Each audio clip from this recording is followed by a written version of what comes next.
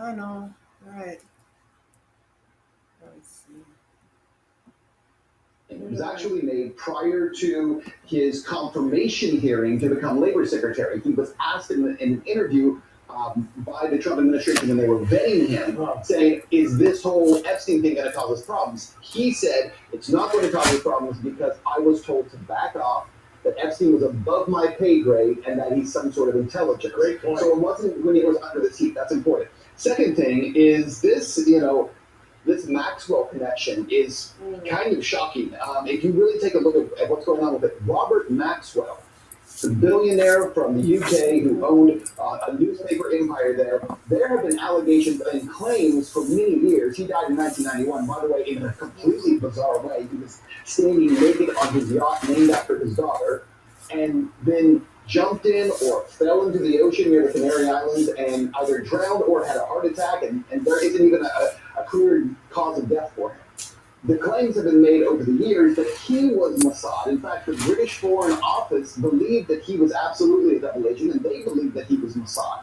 So if he was Mossad, possibly, it's also possible that his daughter is connected to Mossad, and that's how she's connected to Epstein, because the two have been together for years, but don't seem to have any relationship other than her being his fixer, which is a very strange relationship for the daughter of a billionaire to take. Adding something to what you're talking about right now, Michelle had mentioned to me, Maxwell was essentially his only partner, right?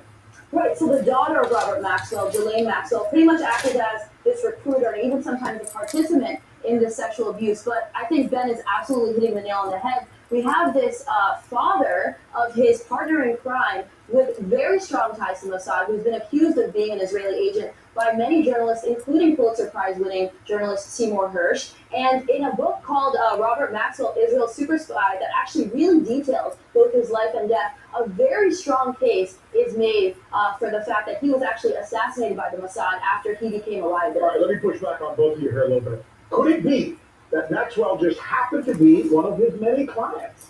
As, can happen in most cases. Are you talking about the daughter? So we're talking about both the daughter and Maxwell, whoever it was that he's being tied to. No, because Maxwell. Okay, go ahead, Ben. Yeah. Sorry. To you. Well, no. I was going to say, so Robert Maxwell was not a client in any way. But here's something interesting, Rick, because I know how you like to go down this rabbit hole, right? Mm-hmm. Think about this. Robert Maxwell, after he died, he is a British citizen, was given a state funeral in Israel.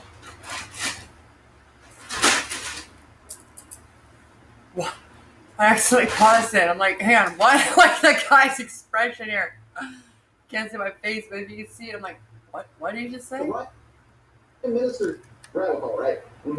Think about this. Robert Maxwell, after he died, he is a British citizen, was given a state funeral in Israel.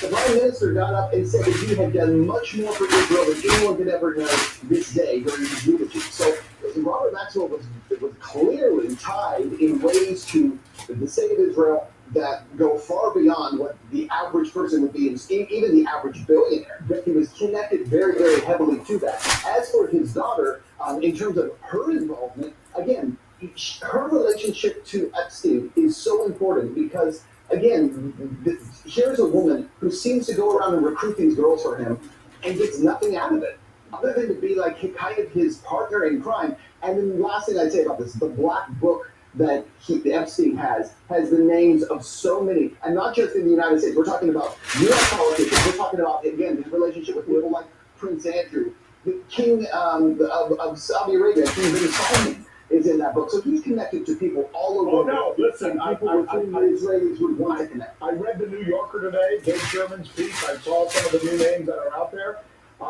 We are out of time. Wish we could go, but I'm just going to ask you yes or no. Michelle first. Is he going to sing? No. Ben. If he sings, I will be waiting time to kill it someplace. Wow. My thanks to both of you. Good saying. Thanks, sir. So you haven't heard that we're the ones covering the stories that you won't see covered anywhere else? In Venezuela, Kazakhstan. Let's go to Hong Kong. And the media reaction to that has been crickets. How about the way we cover those stories? What the hell does that mean? Volley. That's the key word in this case. Uprising. Keith, can you believe that? Watch it. This is the right thing for members of the media to do. Actually pick sides. But if you like what you see, subscribe.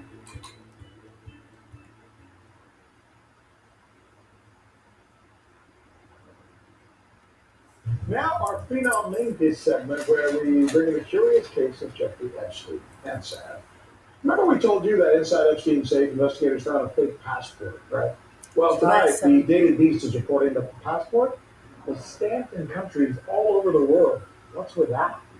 In other words, he used the fake passport with a fake name and a Saudi Arabian address in places like France and Spain and the United Kingdom and Saudi Arabia, according to egress and regress, the stamps they put on your passport. Well, this is a funny passport, right? Somebody else's name, different address. Why would he do that? Why does an American citizen need a fake passport to go to the UK, for example? Is it possible that there's more to this Epstein story than we actually know right now? Is it possible that he may even be linked to some kind of foreign intelligence agencies? We here on the News with Rick Sanchez are working on a special report on this for you tomorrow. Also tonight, much of the D.C. area and much of New York is abuzz with news and concern about Epstein. Who did he know? Who might he take down? Presidents, tycoons? And there's this. A judge will likely decide by tomorrow whether Epstein gets to leave, go home, wait for his trial, or whether he's going to have to stay in jail. Okay, this must have been like the day before, so that's good. We'll let you know.